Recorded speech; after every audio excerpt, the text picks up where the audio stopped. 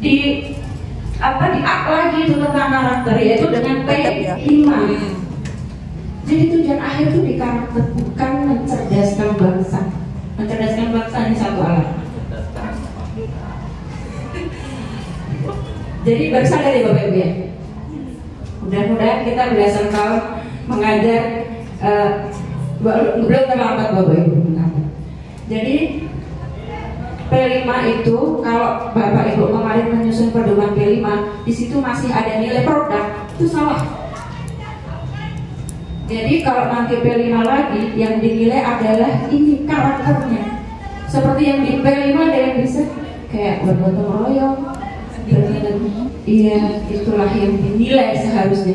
Jadi kalau produknya misalnya kewirausahaan, misalnya praktek masak, yang dinilai adalah kerjasama, kreativitasnya, mandirinya, bukan produknya yang dinilai. Oh enak, oh enggak, bukan. Gitu loh ya, ini mengingatkan kita aja. Next one.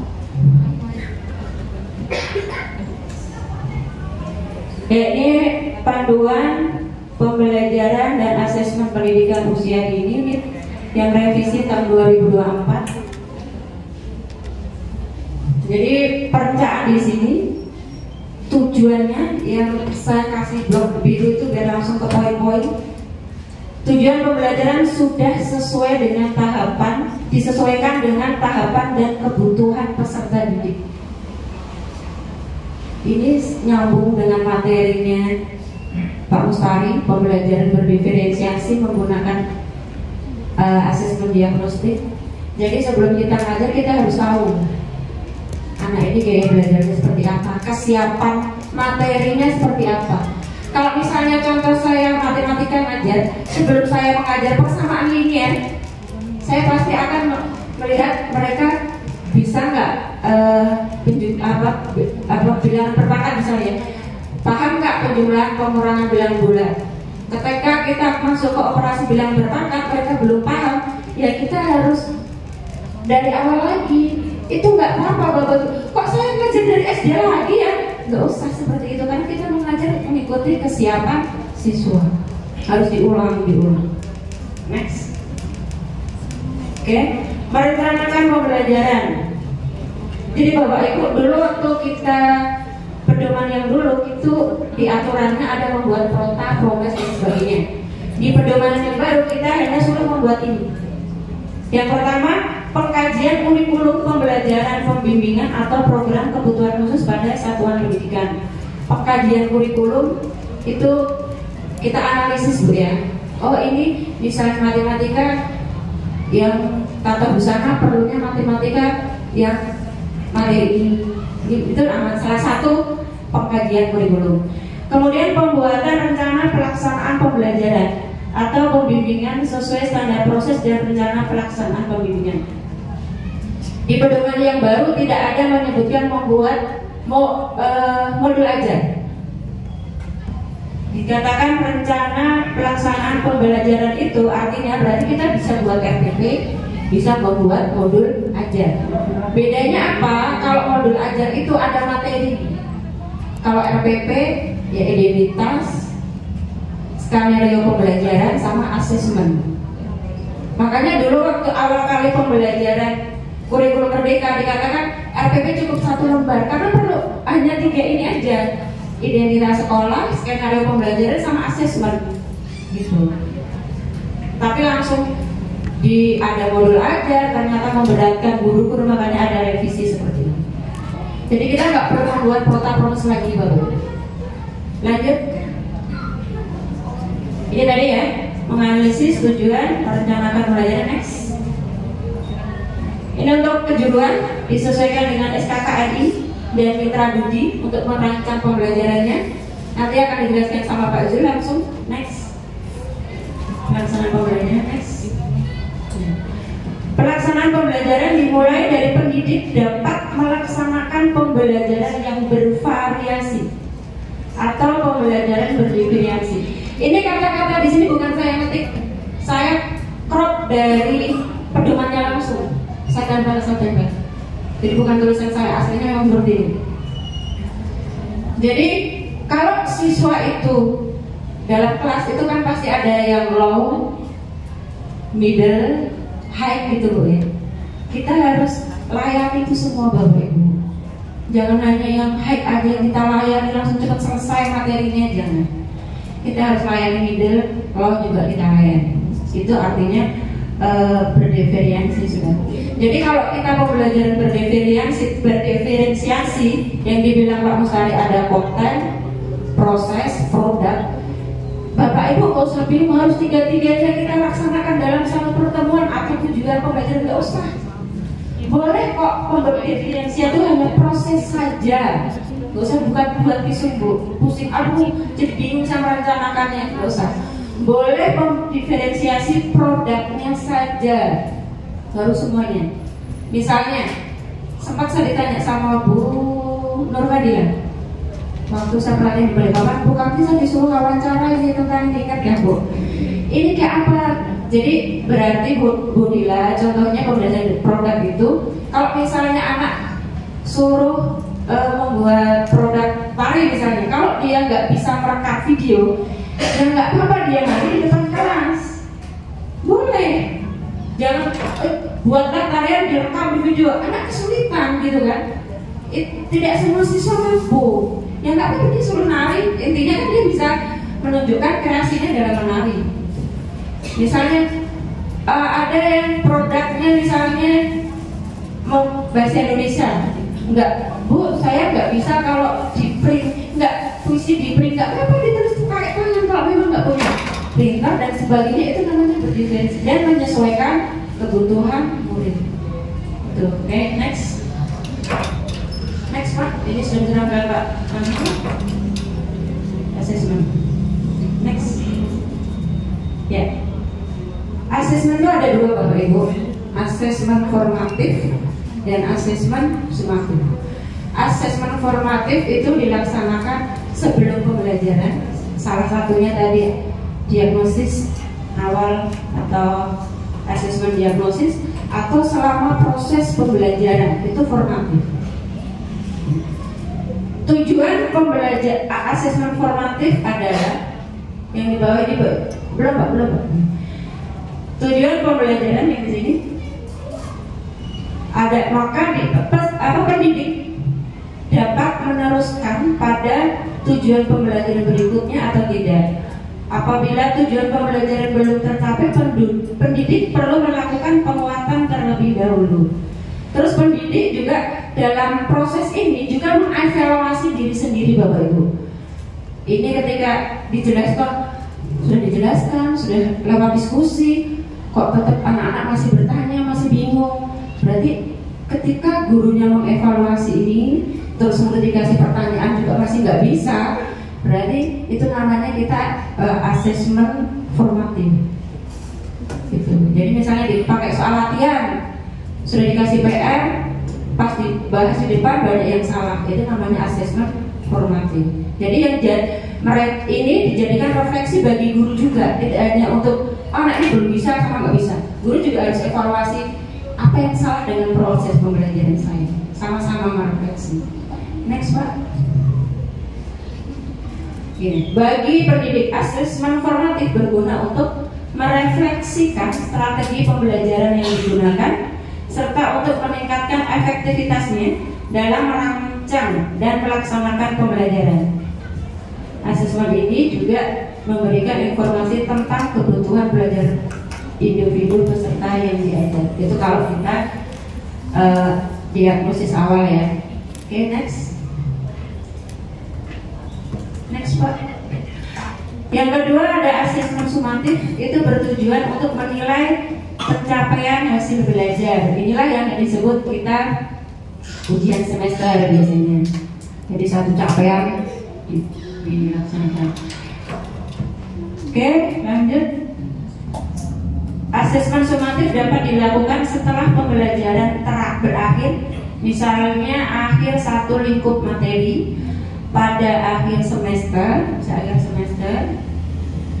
Jika pendidik merasa masih memerlukan konfirmasi atau informasi tambahan untuk mengukur pencapaian hasil belajar peserta didik, maka dapat dilakukan asesmen pada pada akhir semester. Jadi bisa di akhir capaian pembelajaran, bisa di akhir semester.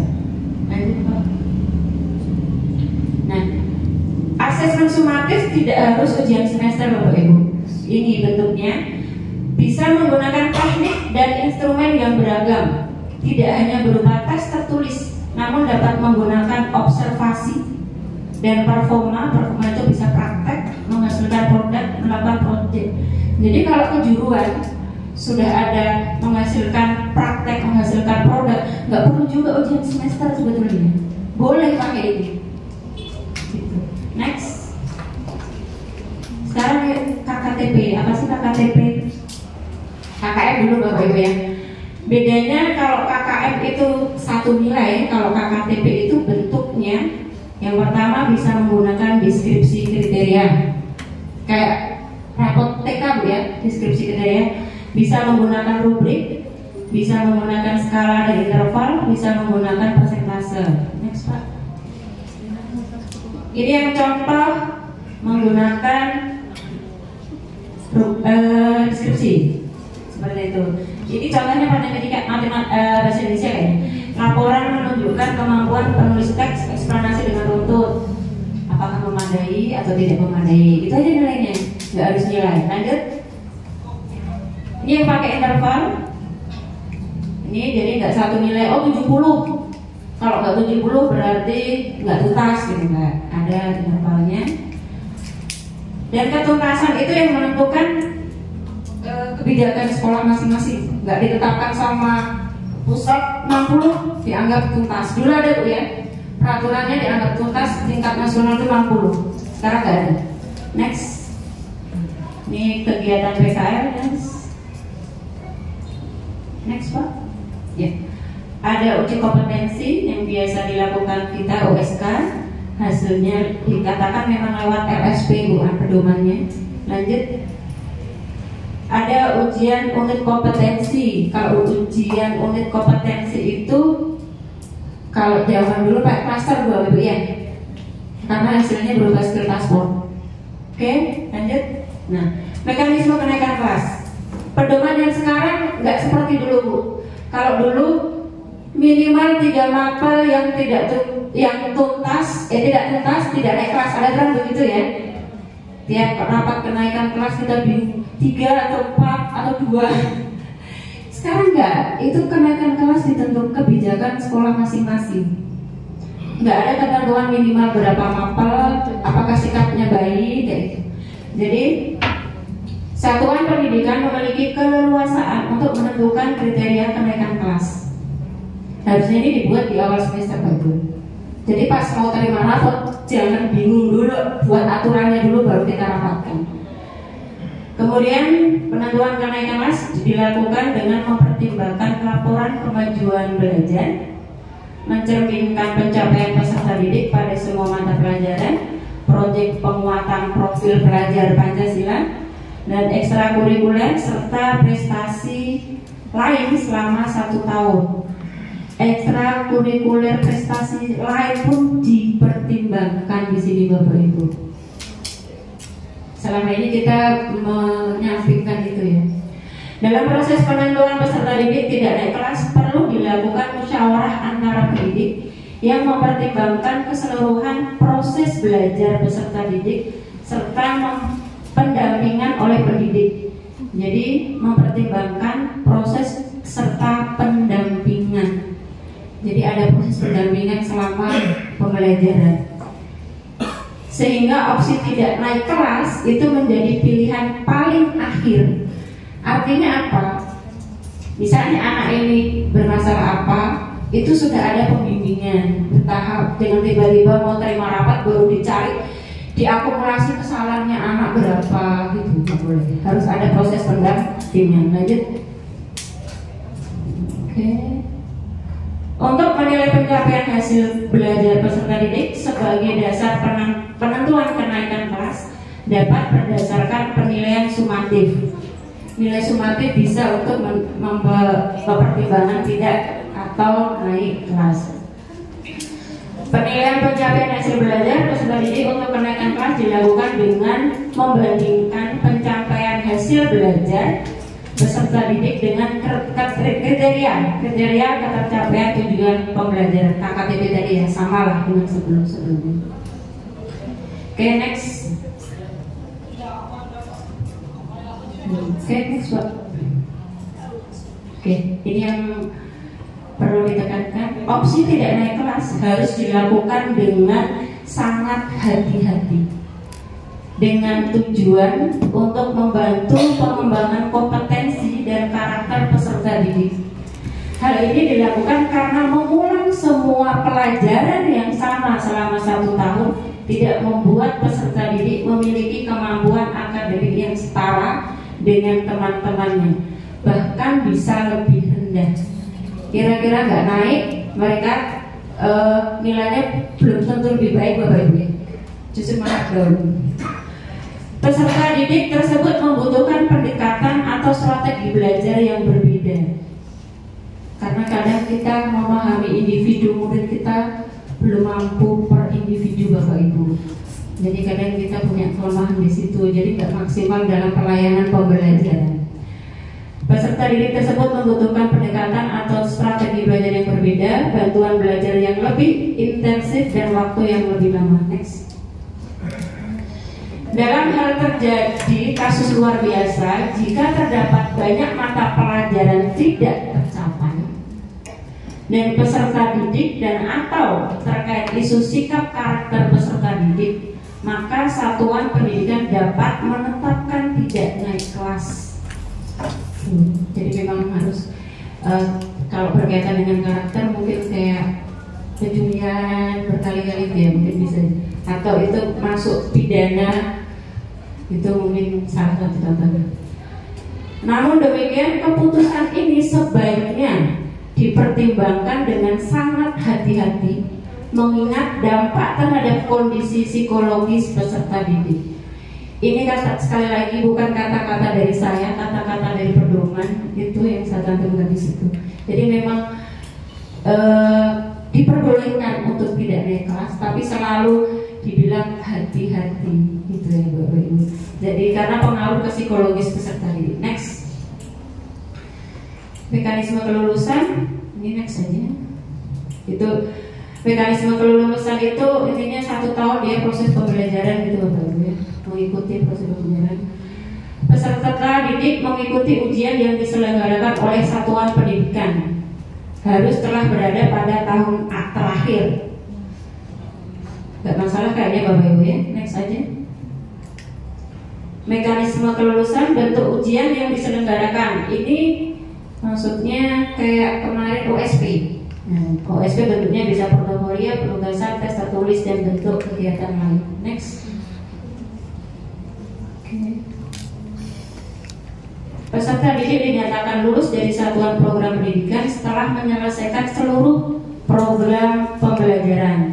Jadi kalau program pembelajaran ada PKL, berarti dia harus PKL, ujian semester harus ikut, seperti itu. USK harus ikut, karena itu program pembelajaran. Tapi masalah kompeten tidak kompeten nggak masalah, tetap lulus, yang penting dia sudah ikut. Oke, kelulusan peserta didik sebagaimana dimaksud ditetapkan oleh satuan atau program pendidik yang bersangkutan. Next.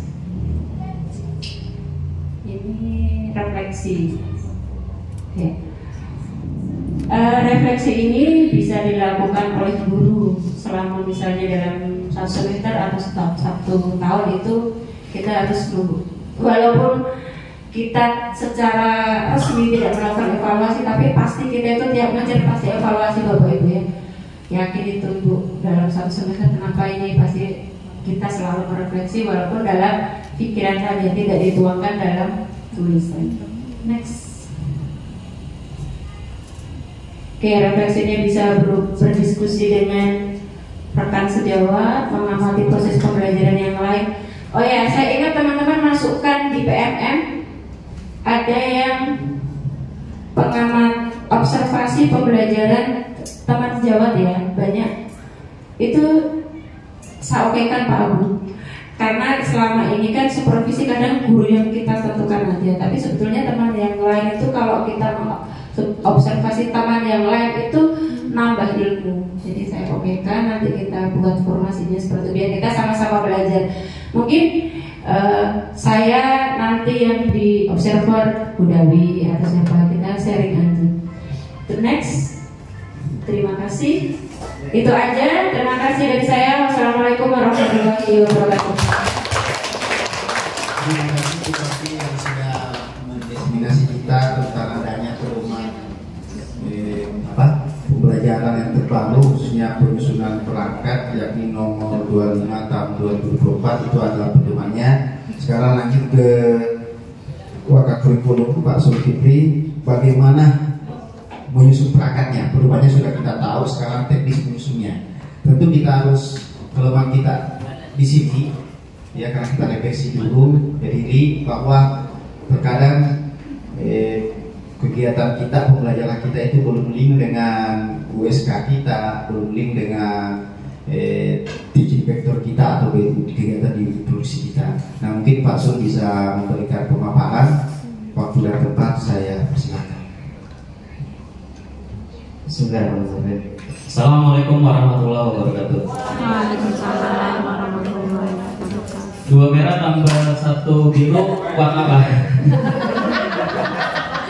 2 merah tambah 1 biru warna apa?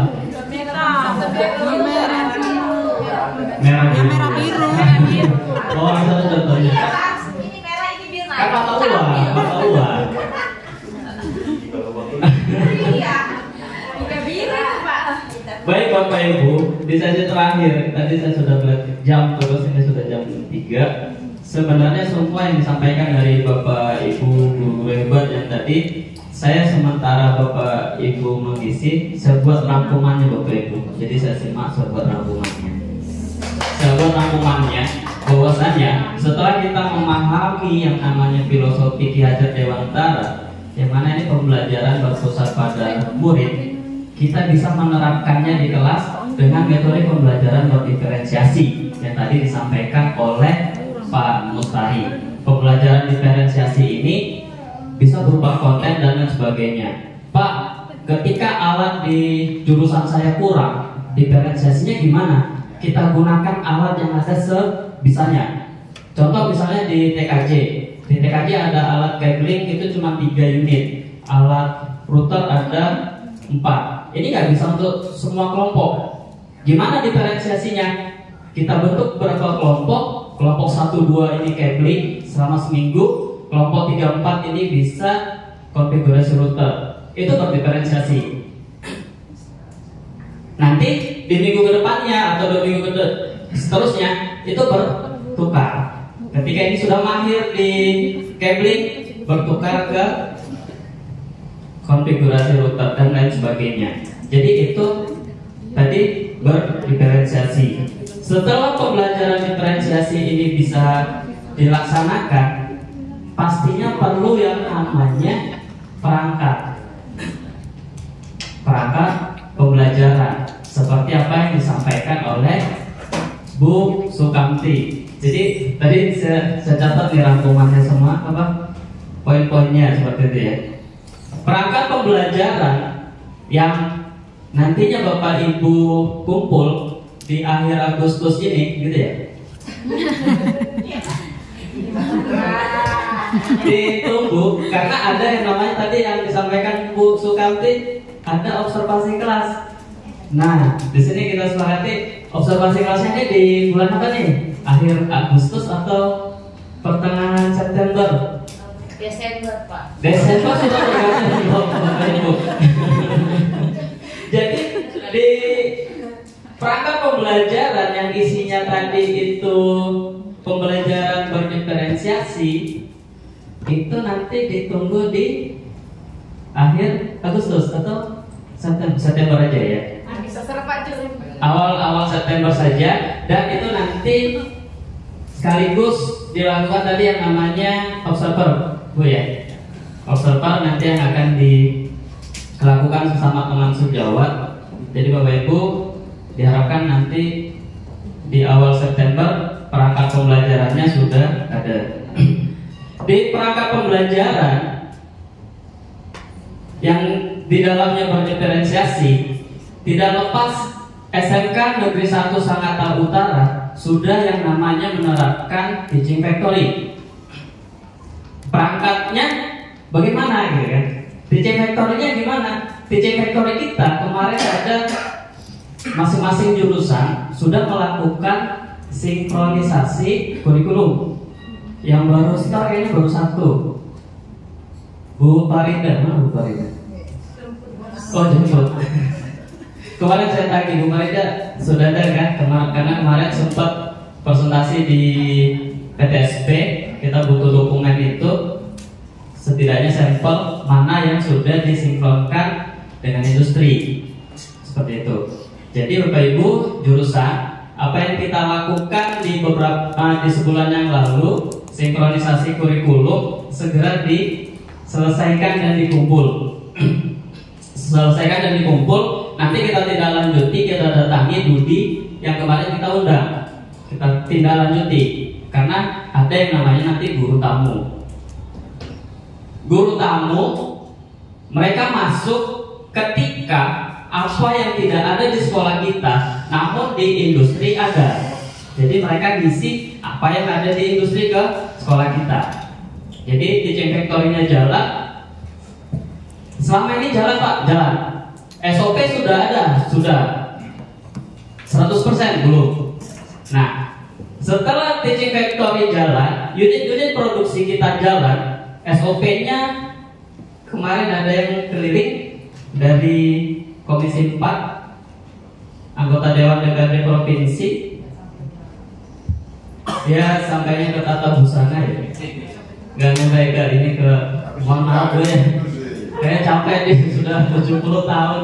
Kayaknya saya disuruh lewatin jalan bergelombang, naik gunung, turunin lomba, belok kanan becek. Ibu nggak ada di belakang. Oh, ada menunggu ya. Iya, mohon maaf Bandi ya. Mohon maaf Bandi. Nah, beliau menanyakan SOP seperti itu kan. SOP-nya mana? SOP-nya ada, namun ada yang perlu nanti kita perbaiki. Setidaknya SOP ini SOP penggunaan mesin mungkin di daerah mesinnya. Selain SOP yang ditanyakan capaian pembelajaran di tiap-tiap unit produksi. Capaian pembelajarannya apa? Ketika masuk ke kantor siswa kita di sebelah, di situ ada front office, di situ ada siswa MPLB. Capaian pembelajaran yang di front office ini apa? Capaian pembelajarannya, apakah itu ada di unit kompetensi di perangkat kita? Apakah tidak? Capaiannya apa? Jadi ketika ada tamu, oh di front office ini kompetensinya apa? Capaian pembelajarannya apa? Itu juga diminta. Masing-masing unit produksi masuk ke bank ini, capaian pembelajarannya apa? Itu Bapak Ibu bisa di print out, bisa ditaruh di explainer, nggak apa-apa. Capaian pembelajaran unit produksi ini seperti ini. Ketika capaian pembelajaran itu sudah ada, siswa yang standby ini nilainya bagaimana? Kalau sekarang kalau kita minta si A yang standby di produksi di sebelah, nilainya gimana? Oh, nilai dia di misalnya sablon manual atau sablon digital nilainya sekian. Dan itu perangkat sebenarnya juga harus disiapkan. Namun pada saat ini kan belum banyak yang bertanya tentang itu. Jadi setelah capaian pembelajarannya ada, nilai siswanya yang di dalam, nilai siswanya yang standby di sebelah, nilai siswanya yang standby di minimarket, ini bagaimana? Kalau capaian pembelajaran itu nggak ada, lepas, sudah gitu aja. Jadi hanya sekedar peserta didik kita hanya sekedar menungguin ruangan. Ketika ada capaian pembelajaran, di situ ada rule. Oh, nilai pembelajarannya di sini. Berarti saya harus melakukan ini. Berarti saya, ya silakan Pak masuk. Oh ibu, tepuk tangan dulu buat Bu Farida. Bu Farida tadi yang salah satu yang sudah mengirimkan ke saya ya sinkronisasi kurikulum. Ya, tepuk tangan namanya Bapak Ibu.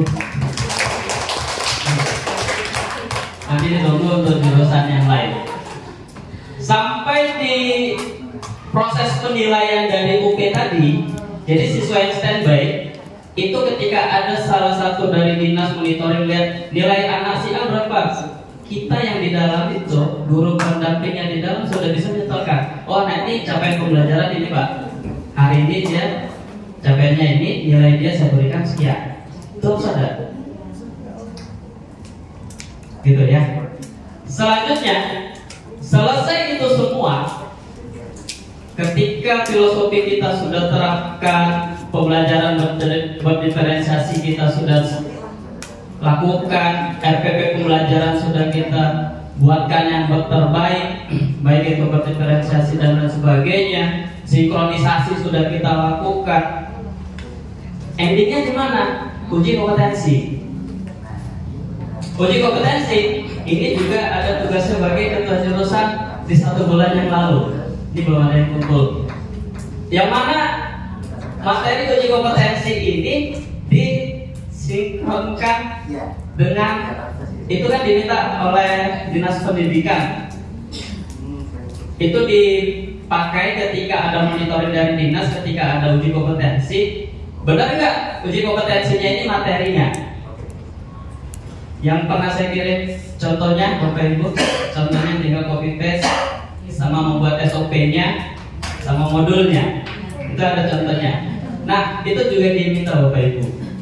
Jadi itu nanti untuk rule kita, untuk batasan kita, apakah yang kita lakukan pembelajaran di produktif itu sesuai dengan uji kompetensinya. Karena apa? Kadang kita melakukan pembelajarannya A, nanti uji kompetensinya beda. Nah, itu nanti disesuaikan. Ini bagi Bapak Ibu yang di jurusan. Seperti itu Bapak Ibu. Jadi endingnya nanti itu di endingnya LSP kita yang di belakang. LSP kita yang di belakang. Sertifikasi profesi.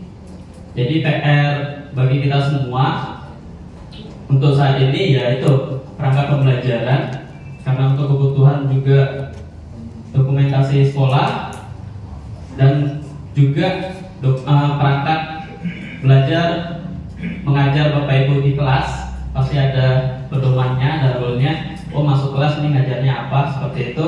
Selain itu juga untuk yang tadi unit kompetensi apa, unit produksi dan apa tadi, selain nanti SOP-nya diperbaiki, nanti capaian pembelajarannya apa. Jika capaian pembelajaran itu ada, penilaian ini nanti mengikuti, oh ini capaiannya ini. Gitu Bapak Ibu. Misalnya di minimarket, capaian pembelajaran yang di minimarket apa? Di situ ada penataan produk. Anak yang di dalam nilai dia di materi penataan produk bagaimana? Di dalam juga ada kasir. Di dalam minimarket juga ada yang namanya input data barang. Di dalam minimarket ada juga yang namanya stop opnam. Nah, nilai si A terkait stop opnam, terkait penataan produk, terkait pelayanan, ini berapa? Kalau untuk saat ini mungkin belum ya Bapak Ibu ya. Belum ada ya ketika ditanya nilai yang tadi standby di minimarket, dia dapat nilai berapa? Mungkin kan belum. Nah, kedepannya kita tertibkan itu tambah satu lagi sebenarnya di masing-masing unit produksi atau TEVA, analisisnya. Ketika kita ditanya kenapa ini membuat teaching factory-nya minimarket, analisisnya apa? Itu sebenarnya kebutuhan untuk dokumen, dan itu suatu saat akan ditanya dari dinas pendidikan. Namun untuk saat ini memang belum. Namun kita sudah jaga-jaga aja. Untuk contohnya nanti saya kirim contoh untuk analisis teaching factory-nya. Mungkin itu saja Bapak Ibu. Lebih dan kurangnya saya mohon maaf. Wabillahi taufiq wal hidayah. Wassalamualaikum warahmatullahi wabarakatuh. aplaus yang untuk Pak Zulkifli. Nah ini semakin terakhir semakin ada tagihan. Kalau di awal tadi membentuk semangat, kemudian masuk ke teknis, berpedoman, terakhir pajung lagi. Nah untuk itu Bapak Ibu, ini kita masuk ke diskusi. Mungkin ada yang sudah Bapak Ibu lakukan, mungkin bisa kita berbagi di sini tentang apa yang disampaikan. Bahkan mungkin yang sudah ada di ulet-uletnya, di kepalanya, bahwa saya mau melakukan ini seperti apa. Nah, mungkin bisa disampaikan semuanya, kita berbagi di sini. Dan mudah-mudahan ini menjadi refleksi bagi kita, karena selalu kita refleksi sehingga kita menemukan skema yang tepat untuk sekolah kita. Itu saja dari saya bersama ini. Mungkin saya serahkan tadi Bu Karti untuk membuka forum diskusi ini.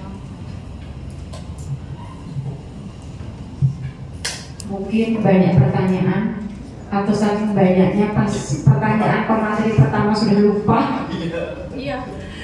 Oke, mungkin yang teringat atau ingin sesuatu yang ditanyakan dari keempat pemateri, silakan Bapak Ibu. Ya, silakan dari semua.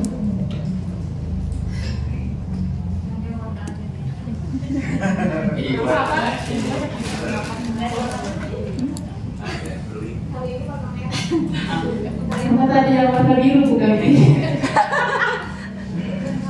Oh, biru kan, nggak merah kan? Iya, terima kasih. Terima kasih atas kesempatan yang diberikan. Selamat pagi untuk kita semua. Pagi. Silakan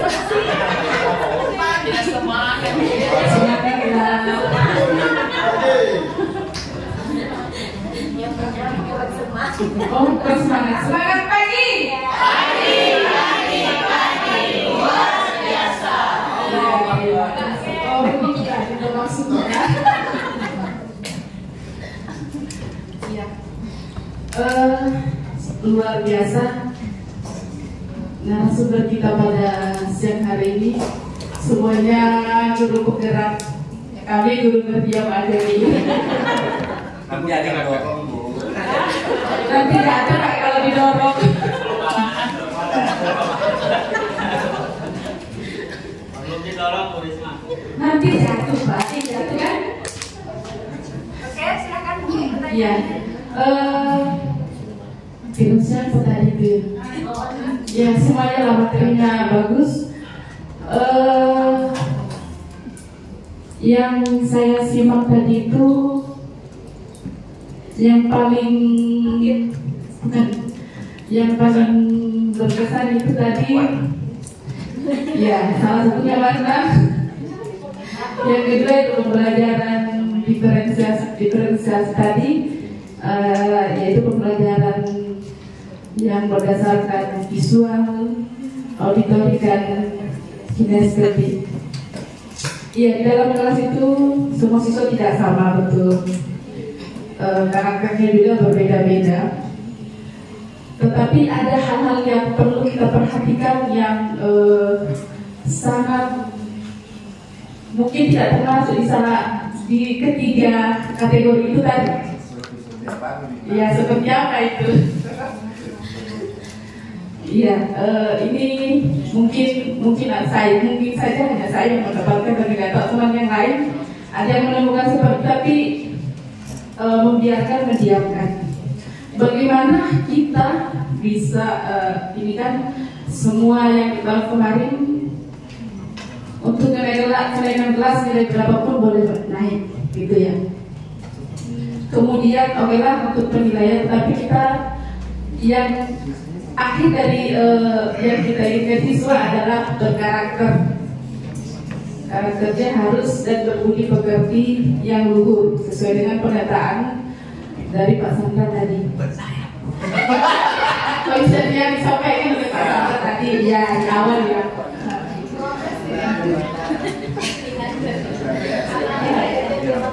Itu tujuan akhir kita adalah untuk mendapatkan apa itu tadi ya? Untuk mendapatkan siswa yang berkarakter dan berbudi pekerti luhur dengan proses pembelajaran yang berdiferensiasi itu tadi, ya kan? Ada 3 jenis tadi itu. Nah, di kelas itu ada siswa yang biasanya sudah telat masuk di kelas. Ini pembelajaran yang pertama. Sudah telat masuk di kelas, PR tidak dikerjakan, tugas tidak dikerjakan. Sampai di kelas cerita, ngobrol, temannya lagi mengerjakan tugas, ngobrol. Setelah semua temannya sibuk mengerjakan tugas, setelah dikondisikan temannya mengerjakan tugas, anak tersebut tidur. Iya. Kira-kira saya bertanya ke teman-teman yang belum bergerak, seperti apa menangani masalah yang ada seperti itu? Terima kasih.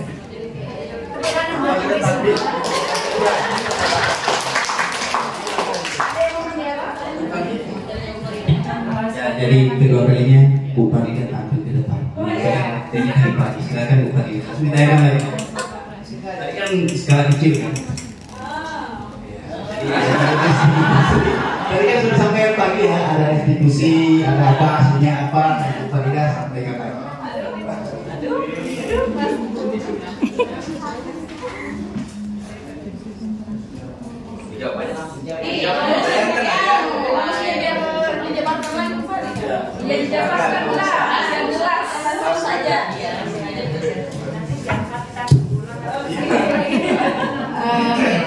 Terima kasih Bu Risma atas pertanyaannya, luar biasa Bu.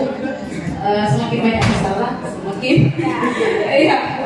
itu adalah semakin kita belajar bagaimana menghadapi masalah dari siswa kita. Ya, sedikit Bu, tadi saya mengajar tentang kebutuhan dasar manusia. Ya, tadi juga saya sempat mencontohkan masalah terlambat ini.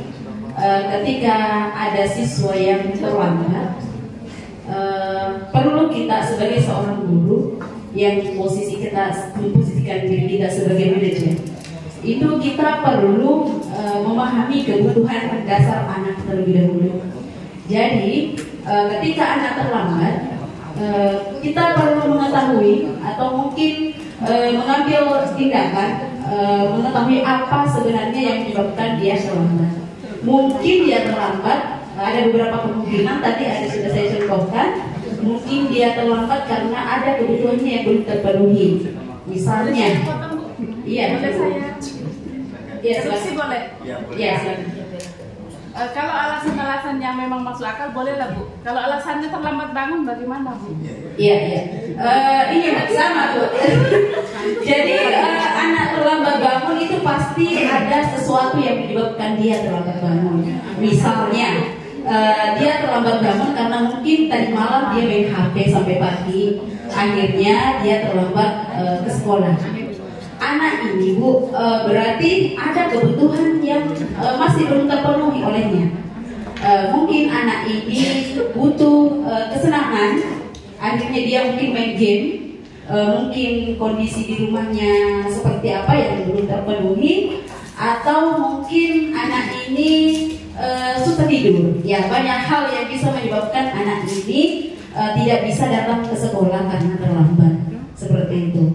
Kemudian kita sebagai guru, tadi posisi yang baik yang disarankan untuk sebagai guru itu adalah posisi manajer. Posisi manajer itu ada 3 tahapannya Bu. Ada 3 tahapannya. Yang pertama, kita harus menstabilkan anak-anak ketika ada masalah. Jadi kita tidak boleh langsung menghukum. Silakan masuk, tetapi kamu tidak boleh melakukan itu. Ya, itu namanya penghukum. Kemudian yang kedua, setelah kita menstabilkan kondisi anak, biarkan dia bercerita. Kenapa kira-kira melakukan itu? Setelah itu kita validasi tindakannya. Ya, kita validasi kira-kira apa yang dilakukan ini sudah benar atau tidak. Terus apa yang menjadi solusi? Nah, kemudian kita kan sebelumnya ada membuat keyakinan kelas Ibu. Nah, jadi ketika anak terlambat ini apakah sudah melanggar keyakinan kelas atau tidak? Itu nanti yang menjawab anak. Dan yang akan mencari solusi permasalahannya itu adalah anaknya sendiri, Bu. Jadi pertanyaan saya mungkin apakah teknik seperti itu dengan cara tahapan segitiga restitusi itu sudah kita lakukan, dan apakah kita sudah memposisikan diri kita sebagai manajer pada saat ada anak yang mengalami masalah seperti itu, Ibu. Terima kasih. Mungkin dari Bapak Ibu yang lain ada. Bisa Bu Risma, silakan ditanggapi. Kalau nanti memang bisa mau mengintip selanjutnya bisa. Silakan Bu Risma menanggapi.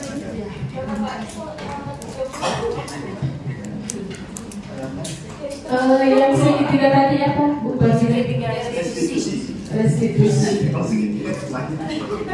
Iya, kalau di matematika kan ada segitiga restitusi dan teman-temannya. Itu luas ya. Kalau yang saya tahu, mohon maaf ya, bukan mungkin ilmu saya dangkal tentang masalah itu, tapi kalau segitiga restitusi saya belum paham. Mohon maaf. Ya. Terima kasih. Oke, terima kasih. Bu Farida tadi kayaknya Ibu Risma nggak datang pagi waktu eksaminasi Bu Farida. Selesai acara tadi ke belakang sarapan. Jadi tadi Bu Farida menjelaskan apa itu segitiga restitusi. Jadi intinya gini Bu, kita menggali dari siswa permasalahannya kenapa dia melakukan hal yang terlambat, yang mengerjakan PR, itu kita gali permasalahannya apa. Kalau sudah tahu permasalahannya kan nanti akan dicari solusi bersama-sama. Siapa tahu ada permasalahan keluarganya, atau ternyata cara mengajar kita yang nggak menarik, dan kita evaluasi juga. Saya juga begitu Bu Risma, saya juga belum bagus cara mengajar, tapi kita berusaha. Jangan-jangan aku nggak menarik nih, jadi anak-anak sering terlambat kalau jam pelajaranku gitu kan. Atau tugasnya terlalu sulit bagi dia atau bagaimana. Jadi tujuan segitiga restitusi itu intinya menggali permasalahan apa yang terjadi di anak itu, terus dicari solusinya bersama-sama dengan anak. Seperti itu. Jangan tiba-tiba langsung kita kasih hukuman, kamu keluar aja atau kamu ini aja. Nggak boleh. Kita guru itu sebagai penghukum sebenarnya nggak boleh. Kita sebagai guru idealnya, ini idealnya Bu ya, saya cuma mau ideal, saya juga belum ideal saya.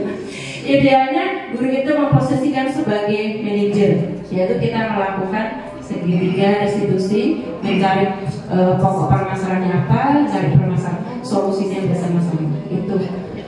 Ada lagi? Silakan. Ya.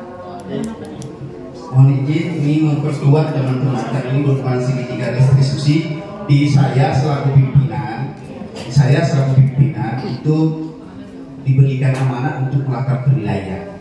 Ya, alhamdulillah sudah dikirim ke grup, sudah ada, nanti bisa dilihat HP-nya.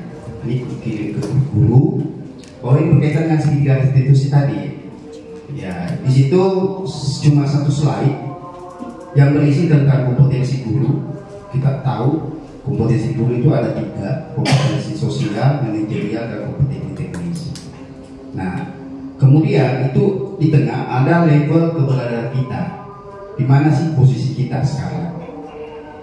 Ya, kita berada di level 0, 1, 2, 3, atau 4, 5. Tapi saya yakin dan percaya bahwa teman-teman ini levelnya sudah di level 3 minimal. Ya, level 0 itu masih kita dalam bentuk abai Bapak Ibu. Iya, begitu menemukan suatu kasus ya kita abai. Itu berarti kita kategori level 0 selaku guru. Ya, itu intinya. Jadi atau bahkan memindahkan ke orang lain. Kita menemukan sesuatu kita lempar ke orang lain, itu masih level 0 kita. Nah, level 1 itu ya itu sama, hampir beda sedikit dengan level 0. Ya, tapi kamu salah dan itu sudah tidak ada tindak lanjut. Nah, jadi level kita seperti itu. Berarti masih level kompetensi kita adalah 1. Nah, level kompetensi 2 itu langsung melakukan tindakan, tidak memverifikasi dulu. Ya, itu tadi ini dari level hukum ke level 2 itu. Ya kan? Kamu buang sampah, ayo misalnya tidak ada kondisi coaching, nggak ada ini. Level kompetensi kita itu adalah masih level kompetensi kedua, Bapak Ibu. Nah, harapan kita berada di level 3 minimal. Ya, kita bisa berkolaborasi di sini, menganalisis, melakukan tindak sampai kita tidak bisa menyelesaikan sendiri. Nah, saya yakin dan percaya Bapak Ibu berada di level kompetensi ketiga. Kalau sudah melakukan penjelasan kayak tadi ini dan dilakukan teman-teman, itu sudah level kompetensi keempat. Tugas saya adalah level kompetensi 5 untuk mengimbasi sekolah-sekolah lain. Nah, kenapa saya perlu sampaikan? Karena saya orangnya yang begitu, Bapak Ibu. Percaya sama Bapak Ibu. Kalau ada penilaian-penilaian, sudah isi sendiri. Ya, langsung nilai diri sendiri. Itu Bapak Ibu. Jadi berkaitan, mudah-mudahan penuh makna di slide singkat itu. Saya yakin dan percaya teman-teman SMK di sini itu memiliki level kompetensi itu mungkin dari saya. Terima kasih Pak Abu penguatannya. Pertanyaan terakhir ya, tadi Pak Udin sempat angkat tangan. Silakan Pak Udin. Sudah punya pulang Bu ya? Kayaknya sudah punya pulang. Belum ya? Yakin ya jadi? Banyak yang pakai mati Bu. Tambahan Bapak Ibu biar memulai. Satu lagi. Tadi dia bilang. Assalamualaikum warahmatullahi wabarakatuh.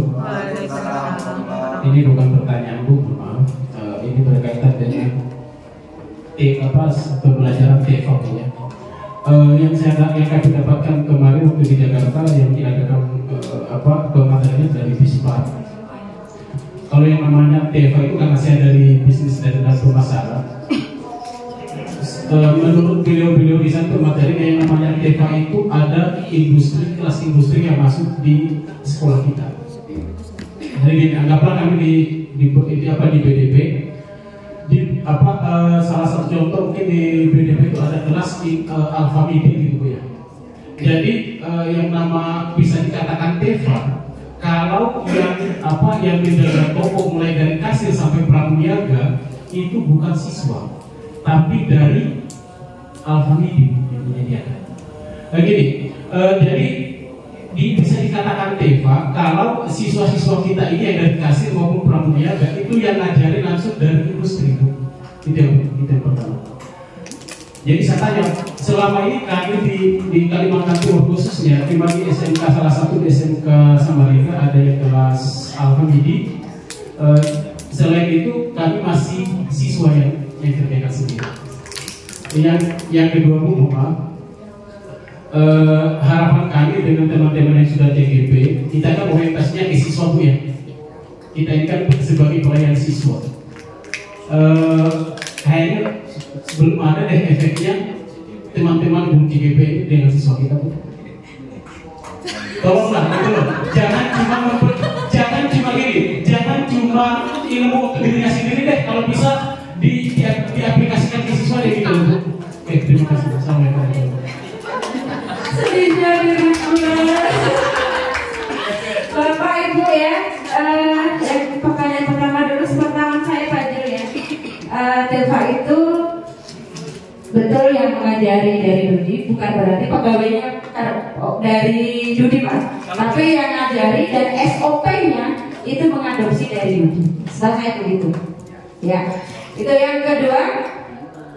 Tadi kan Pak Udin efeknya ke siswa, karena siswa yang saya ajar di akuntansi, siswa yang belajar Pak Sandra mungkin hanya di admin. Seperti itu, mungkin boleh ditanyakan apakah mereka senang saya ajar atau bagaimana, atau boleh silahkan tanyakan yang saya ajar. Pak Sandra pun juga begitu, yang diajar Pak Sandra bagaimana, silahkan tanya ke Pak Sandra apakah ada perubahan. Tanyakan ke siapa yang sudah menjadi Pak Jul, tanyakan ke siswanya yang diajar Pak Jul, tanyakan ke siswanya apakah ada perubahan setelah itu. Kalau ditanya saya di TKJ, ada senang di TKJ, mana mungkin dia bilang saya. Oke, terima kasih. Tentang pembelajarannya Bu, ya? Bukan tentang pembelajarannya Bu. Bentuk aplikasi salah satu contoh nih, azan. Ada nggak teman-teman dari GP? Ayo dong kita sholat dong, gitu loh. Aplikasi siswa seperti itu Bu. Ada nggak gitu loh Bu? Siap. Ayo deh kita sholat, ayo deh kita jaga kebersihan sama-sama gitu. Ada nggak? Selamat kasih nggak? Terima kasih. Oke, TGP juga manusia. Itu ya, intinya seperti itu. Aspek tentang cara belajar berorientasi kepada murid. Itu intinya. Dan kita memang betul harus membiasakan budaya positif, betul Pak Udin. Budaya positif. Salah satunya yang disampaikan Pak Udin itu sholat di masjid. Betul, itu salah satu budaya positif. Tapi namanya CGP itu diri pribadi saya Pak ya. CGP juga manusia, budaya positif tidak hanya sholat duhur di masjid gitu kan. Jadi saya sedang berusaha Pak. Dulu saya tuh awal-awal Pak Ajik, ayo berhenti, coba deh. Saya beberapa kali ke masjid, tapi akhir-akhirnya ketika terbentur dengan pekerjaan, akhirnya pas adzan itu nanggung gitu Pak kerja. Jadi saya selesaikan dulu baru sholat gitu. Jadi mohon maaf. Itu sudah jawaban dari pribadi saya, mungkin dari CGP yang lain silakan. Baik, untuk teaching factory, apakah yang di dalam teaching factory ini harus industri semua? Sebenarnya di dalam teaching factory pembelajarannya itu seperti apa yang ada di industri, seperti apa yang dilakukan di industri. Makanya di situ ada yang namanya SOP-nya, ada yang namanya budaya positifnya. Ibaratnya kalau di industri itu setiap pagi ada briefing, setiap pagi ada pengarahan. Nah, di TEPA ini Bapak Ibu setidaknya kita lakukan. Kalau di kantor siswa sedula sepertinya setiap pagi mereka sudah melakukan itu. Selalu briefing di awal, motivasi di awal, baru beraktivitas. Nah, bagian yang belum itu nanti kita terapkan, karena memang di TEPA ini, teaching factory, pembelajarannya seperti apa yang ada di industri. Ketika kelas Alpha Midi itu TEPA-nya jalan, apakah itu sah saja? Namun di dalam BLUD, ketika kelas Alpha Midi itu kita pakai pihak ketiga. Kalau ketika pakai pihak ketiga, yang menjadi pegawai di dalam dari pihak Alpha Midi, kita sebagai apa? Penonton, melihat. Gurunya sebagai apa? Ya belajar di kelas seperti biasa. Namun di dalam TEPA-nya pihak Alpha Midi yang di dalam. Nah, ketika Alpha Midi nggak bisa masuk di dalam, kita buat di minimarket kita sesuaikan standarnya. Bagaimana standar di minimarket yang ada di Alpha Midi? Kalau kita adopsinya Indomaret. Kalau kita adopsinya Eramat, seperti itu Bapak Ibu. Jadi apakah semua yang kita lakukan sudah sepenuhnya seperti industri? Belum Bapak Ibu. Apa yang kita lakukan, baik itu teaching factory ataupun BLUD dan lain sebagainya, karena memang TEPA ini dapat berjalan dengan baik, harus ada payung hukumnya BLUD. Apakah TEPA kita sudah tumbuh besar ataupun BLUD kita tumbuh besar? Belum. Benih yang kita tanam ini masih tingginya baru 5 cm, 6 cm, belum menjadi pohon yang besar dan memiliki buah. Nah, inilah yang sama-sama kita rawat, kita perbaiki teaching factory-nya, kita perbaiki unit produksinya, supaya apa? Tanaman yang kita rawat ini bisa tumbuh besar. Seperti itu. Apakah hanya Alpha Midi? Enggak. Seperti Tata Busana yang produksi. Enggak juga. Kalau dibilang sudah setara industri, belum. Namun kita mengarah ke sana. Siswa kita sudah dikirimkan untuk magang industri, guru juga sudah magang industri, beberapa teman di jurusan juga sudah magang industri. Pasti ketika magang, oh Pak, ini nggak ada di sekolah kami, bisakah menjadi guru tamu? Dan ini pernah kita terapkan di beberapa tahun yang lalu. Apa yang tidak ada di SMK kita panggil dari pihak perusahaan untuk mengisi menjadi guru tamu. Mungkin seperti itu Bapak Ibu. Yang kedua terkait guru penggerak, nggak ada spesialnya guru penggerak. Kita sama-sama guru dan guru penggerak, sama-sama menjadi ingarso samtulodo, sama-sama kita menjadi ketika di depan menjadi teladan. Sama-sama. Jadi nggak ada menunggu tunggu guru penggerak, enggak. Sama-sama. Seperti yang dikatakan Pak Sandra tadi, ini sama-sama tanggung jawab kita, siswa-siswa kita. Siapa yang berkesempatan, silakan. Seperti itu. Jadi sama-sama. Jadi nggak ada spesialis guru penggerak, enggak. Sama-sama Bapak Ibu. Bahkan guru penggerak menjadi diskriminatif di sini nanti. Kenapa guru penggerak ini nggak bergerak? Guru penggerak ini nggak bergerak, tapi mendorong. Ketika berada di tengah anak-anak siswa kita dorong. Ayo maju, tampil ke depan. Ya jangan jatuh. Mungkin itu Pak Abdul yang bisa saya sampaikan. Saya kembalikan ke Pak Abdul.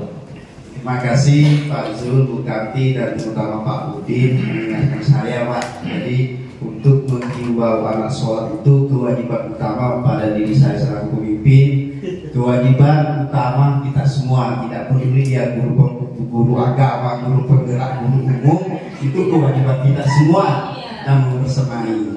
Nah itu yang utama. Yang kedua tentang manajemen TEPA kita itu tergantung dari jurusannya masing-masing. Ada dua pilihan. Mau kita tigakan, monggo silahkan kalau sepakati jurusan. Ya, kita tigakan. Mau kita kelola sendiri, ya monggo kita kelola sendiri. Sama mereka Balikpapan dan lain sebagainya itu sudah mereka berhasil bekerja sama dengan Alpamidi sehingga Alpamidi langsung membuka toko di sekolah, tapi ada nilai plus dan minusnya juga, tentu hasil dibagi dua dong. Nah, karena kemarin saya yakin dan percaya PDP juga sudah pernah mencoba melakukan itu, namun kita belum sampai rezeki, yang kekurangan kita tidak bisa langsung bekerja sama memakai nama brand mereka. Tapi keuntungannya selisih profit yang kita dapatkan milik kita sendiri. Tapi bagaimana caranya manajemen yang ada di Alpamidi, di Elamat, Indomaret tidak terapkan di minimarket kita itu lebih bagus. Dan yang betul-betul mengelola jangan orang lain. Kalau apabila tidak kita mengelola orang lain, kita jadi penonton. Ya, nah itu. Ya, monggo silakan itu saja mungkin. Oke, terima kasih. Saya tambahkan sedikit untuk pembelajaran. Kalau misalnya BRI Pak ini kan kerjasama BRI, settingannya ngikutin bank. Bahkan buku tabungan juga dari bank BRI itu sudah TEFA, walaupun nggak BRI-nya melakukan pelayanan di sini seperti itu. Mungkin yang percetakan kita kerjasama dengan Arjuna, sistemnya kita ikuti arahan dari Arjuna. Ya seperti itu, nggak harus Pak karyawan Pak Faisal kesini, Arjuna kesini, nggak harus seperti itu. Yang penting sistem SOP-nya ngikutin Arjuna. Mungkin bayangan saya BDP itu juga begitu. Yang dilakukan di toko Mars Makeca itu ya memang mengikuti arahan dari Eramat. Kita MOU-nya dengan Eramat seperti itu. Nggak ada karyawan Eramat ke sini, tapi sistem pekerjaannya dan semuanya itu mengikuti manajemen di Eramat. Harapan saya seperti itu. Mungkin itu pertanyaan terakhir. Ditutup aku ya, Bapak Ibu sudah resah. Dari saya mohon maaf apabila ada kata-kata yang tidak berkenan. Ini juga koreksi juga bagi saya untuk mudah-mudahan kita sama-sama bisa sholat zuhur ya Pak Udin bersama-sama di belakang. Terima kasih diingatkan Pak Udin. Tapi nggak harus guru penggerak dulu, sedih ya Pak. Saya minta maaf apabila ada kata-kata yang tidak berkenan. Saya akhiri, wassalamualaikum warahmatullahi wabarakatuh.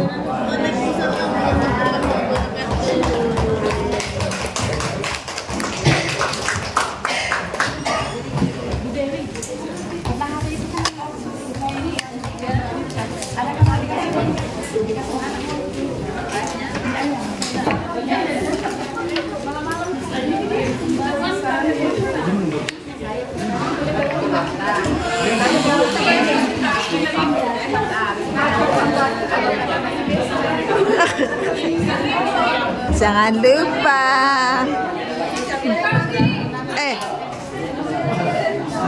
Ibu-ibu semuanya untuk kelompok